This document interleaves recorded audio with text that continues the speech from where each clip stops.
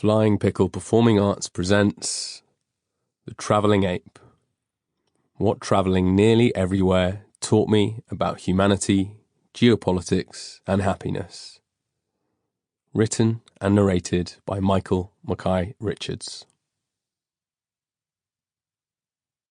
Disclaimer. The views expressed within this book are the author's alone.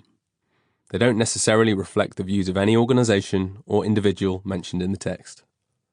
While the book's content is meant to be informative and thought-provoking, so much so that you might be tempted to believe literally everything inside it, readers should form their own judgment based on their own research. The author doesn't guarantee the accuracy or completeness of all of the information contained in the book, and notes that any mistakes within the text are solely his own. The author takes no responsibility for any damages arising from reading this book, including but not limited to paper cuts, feelings of wanderlust, or choosing Iraq as your next holiday destination. You've been warned. Introduction. It was early, but already stiflingly hot. I'd arrived late the night before and, still groggy, wasn't ready for the early morning assault on my senses that I was about to experience. The streets were chaotic, full of cars, people, and bahas, local tuk-tuks. The city echoed with the sounds of honking horns.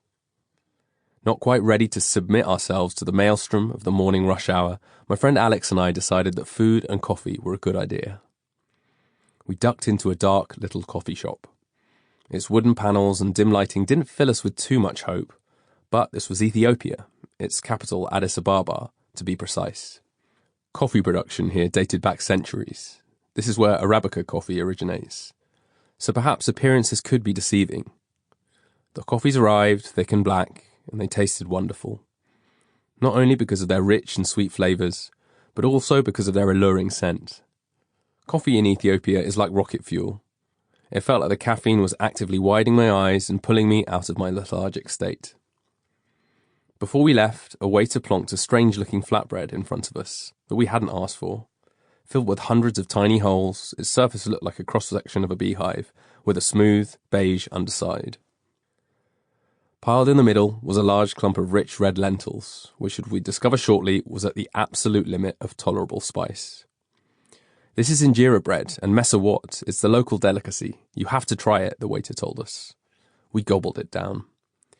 The injera bread had a bitter kind of aftertaste, and was denser than the traditional loaves I was used to back home in England. But it was delicious, a sign of how we'd eat in Ethiopia over the next few weeks. Although we'd end up living off the stuff for the rest of our trip, we learnt that mixing spice and caffeine... Sample complete. Ready to continue?